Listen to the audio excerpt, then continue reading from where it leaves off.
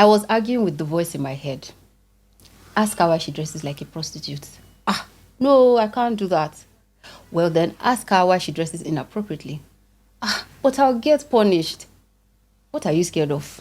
Everyone knows she dresses inappropriately. What's the worst that can happen? Okay then, I'll ask her. If I perish, I perish. This was the conversation I had with the voice in my head 13 years ago that got me in huge trouble. 15th October 2008. I will never forget that date. I had just resumed my second year in junior secondary school. The July before, at the prize giving day of my first year, I had been the talk of the whole day. This is because I excelled in flying colors and received a prize in every single subject. First in English language, Oladunni Adenuga. First in social studies, Oladunni Adenuga. First in basic science, Oladunni Adenuga. Some guests were so impressed by my performance that they called me to the side and gave me cash gifts. And so in my second year, teachers and parents alike used me as a source of encouragement to the new students, telling them to study hard so that they could excel in flying colors, just like Oladunni Adenuga. But on this fateful day, 15th October 2008, I did something that nearly ruined that reputation. Or so I thought. You see, I had a classmate whose mom always brought to school. They must have lived about 10,000 kilometers away because they always came late. The entire school would already be gathered in assembly by the time they arrived. But that was not the issue. The issue was that this woman always dressed inappropriately. Everyone, students and teachers alike, would be uncomfortable. But nobody could say anything. The teachers, all they could do was mumble amongst themselves. Who is going to tell this woman now? The way she dresses. Nobody wanted to be guilty of insulting a parent.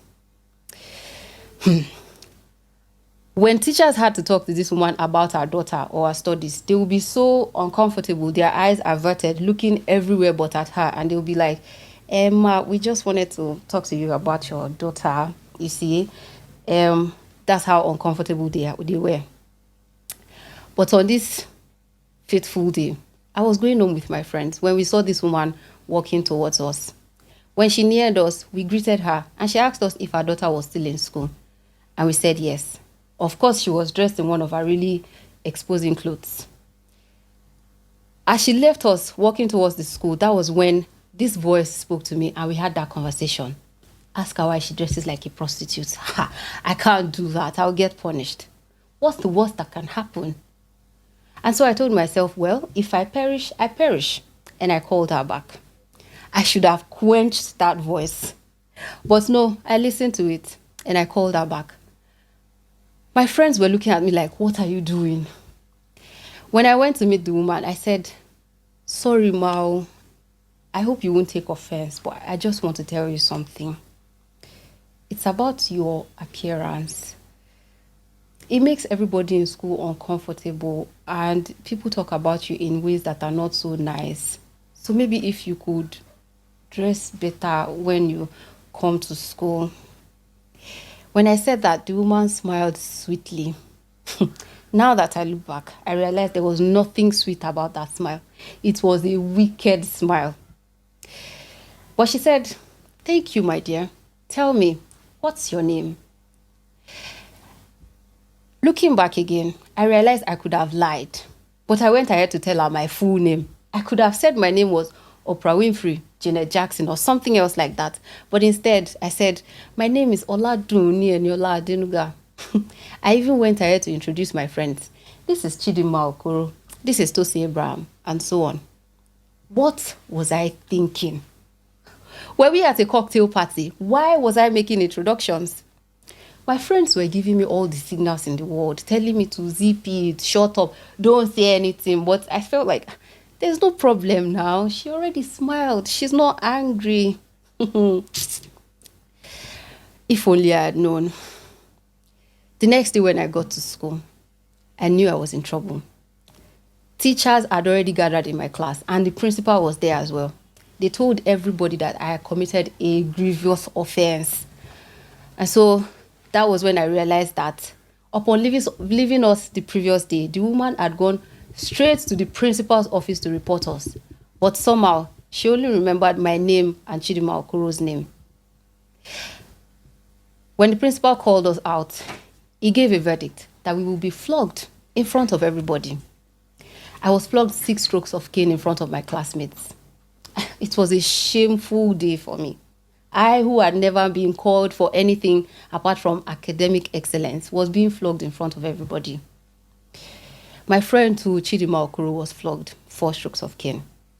At that point in time, I felt a bit of relief that I was not alone in my shame. After all, what are friends for? But looking back, I realized that I dragged an innocent person into trouble. I don't remember if I ever really apologized for that, but I'm taking this opportunity to publicly apologize. Chidima, I know you will watch this. I'm really sorry.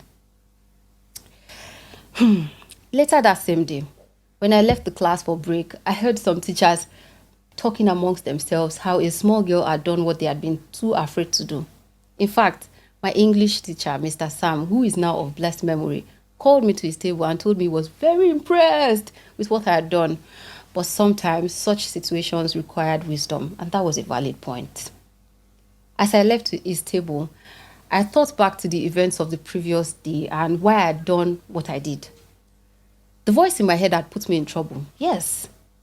But strangely, I felt fulfilled. My parents always encourage us to speak up whenever we notice something is wrong. My mom always adds, say what you will say. They can't kill you. And that's even the worst they can do, kill you. I mean, it's just as the same as if I perish, I perish. As I've grown older, I've spoken up on more occasions, even when there was the threat of punishment or backlash. I've come to notice a pattern that people will publicly punish you for speaking up, but some will encourage you in private. For instance, in October 2020, now I don't know why October keeps coming up, but in October 2020, youths gathered across Nigeria to protest against bad governance.